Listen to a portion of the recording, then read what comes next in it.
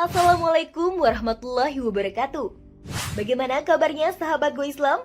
Semoga selalu Allah berikan sehat lahir dan kesehatan iman ya. Sahabat, Allah telah mentakdirkan iblis untuk menggoda Nabi Adam dan keturunannya hingga hari kiamat nanti. Iblis tersebut merupakan makhluk Allah dari kalangan bangsa jin yang telah fasik karena enggan mematuhi perintah Allah. Godaan tersebut bisa berupa hal goib, bisikan maupun hal yang nyata di alam manusia. Perlu dipahami bahwa penyakit yang disebabkan oleh gangguan jin dapat menyerang manusia baik secara fisik maupun hati. Keduanya memberikan dampak yang tidak bisa dianggap sepele, seperti gila bahkan kematian. Namun, benarkah jin atau setan bisa membuat fisik manusia menjadi sakit? Silakan sahabat simak video ini sampai selesai, hanya di channel Go Islam. Namun sebelum diulas lebih lanjut, jangan lupa klik subscribe, like, dan klik lonceng notifikasinya terlebih dahulu agar channel Go Islam dapat terus memberikan manfaat khosana keislaman untuk umat.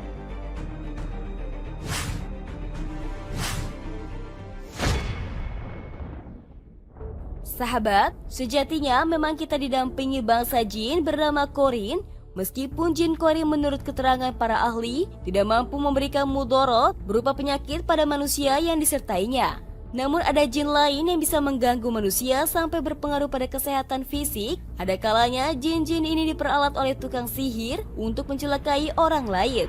Ada kalanya pula jin-jin tersebut mengganggu perasaan manusia hingga pikirannya kosong atau kesurupan. Ada pula yang fisiknya sampai merasakan sakit. Agar terhindar dari penyakit karena gangguan jin, ada baiknya kita ketahui terlebih dahulu beberapa ciri sakit karena gangguan jin sebagai berikut.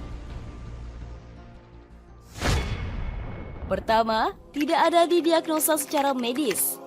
Penyakit yang timbul akibat gangguan jin biasanya tidak dapat didiagnosa secara medis. Dalam arti, ketika diperiksakan ke dokter, dokter menyatakan bahwa si penderita sehat walafiat dan tidak ditemukan tanda-tanda suatu penyakit. Kedua, merasakan sakit di sekujur tubuh dan muntah-muntah.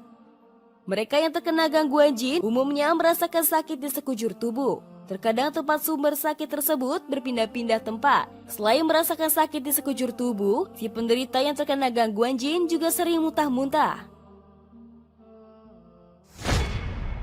Ketiga, mendengar suara yang tak jelas asalnya. Mereka yang terkena gangguan jin umumnya mendengar suara yang tak jelas asal-muasalnya. Suara yang terdengar seperti lonceng atau trompet berbunyi atau suara lainnya yang datang dari kejauhan kemudian mendekat. Keempat, mendengar bisikan di dalam hati. Ciri-ciri sakit karena gangguan jin lainnya adalah si penderita mendengar bisikan di dalam hati. Bisikan tersebut terkadang melafalkan kalimat thayyibah seperti la ilaha illallah atau kalimat thayyibah lainnya. Kelima, timbulnya rasa takut yang berlebihan.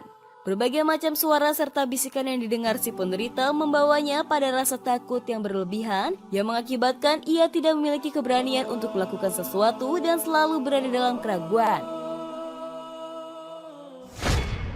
Keenam, gugup yang berlebihan. Perasaan takut yang berlebihan membuat si penderita merasa gugup luar biasa ketika berhadapan dengan orang lain kecuali dengan keluarganya. Perasaan gugup yang luar biasa ini pada akhirnya berakibat pada hilangnya kepercayaan diri, bahkan membuat si penderita menjadi gila jika tidak segera diobati. Ketujuh, timbulnya penyakit hati. Salah satu di antara penyebab penyakit hati dalam Islam adalah gangguan jin. Penyakit hati menurut Islam yang dimaksud diantaranya adalah riya, sombong, ujub, menyebarkan fitnah untuk mengadu domba, dan penyakit hati lainnya. Penyakit hati karena gangguan jin ini tidak dapat disembuhkan dan dapat mengakibatkan terjadinya perpecahan di antara umat Islam.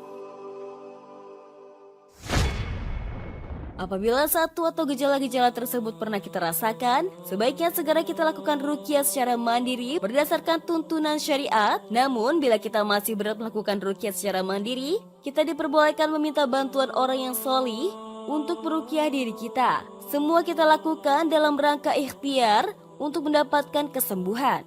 Selain itu, bersamaan dengan terapi ruqyah menggunakan ayat-ayat Al-Quran yang memang bisa bermanfaat sebagai obat-obat dari penyakit, langkah medis juga perlu kita tempuh bila kita merasa ada sebab lain di luar gangguan jin. Misalnya, bila kita merasakan pusing karena tensi kita tinggi, maka kita perlu menghindari berbagai jenis makanan yang bisa menaikkan tensi darah kita. Selain itu, kita juga perlu mengontrol emosi kita dengan baik. Dan ini bisa kita usahakan dengan senantiasa mendekatkan diri serta beribadah kepada Allah. Karena pada hakikatnya dengan mengingat Allah, hati menjadi tenang. Bila hati tenang, fisik juga semakin sehat. Sahabat, dari ulasan tadi sudah saatnya keyakinan kita kepada Allah Subhanahu wa Ta'ala harus kita kuatkan. Bahwa apapun jenis penyakit yang kita alami serta cobaan yang menghadang, semua merupakan kehendak Allah untuk menguji keimanan dan ketaatan kita kepadanya. Dialah yang maha mendatangkan mudorot, Allah Subhanahu wa Ta'ala yang maha menyingkirkan segala bentuk mudorot dari hamba yang dikendakinya. Semoga sahabat dan kita semua dilindungi oleh Allah Subhanahu wa Ta'ala dari segala mudorot yang ditimbulkan oleh makhluknya, baik jin dan manusia. Amin ya Rabbal Alamin.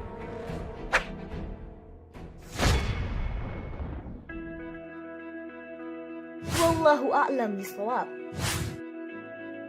Sahabat Go Islam, jika video ini memberikan manfaat, jangan lupa untuk share ya, agar kita ikut menyebarkan kebaikan.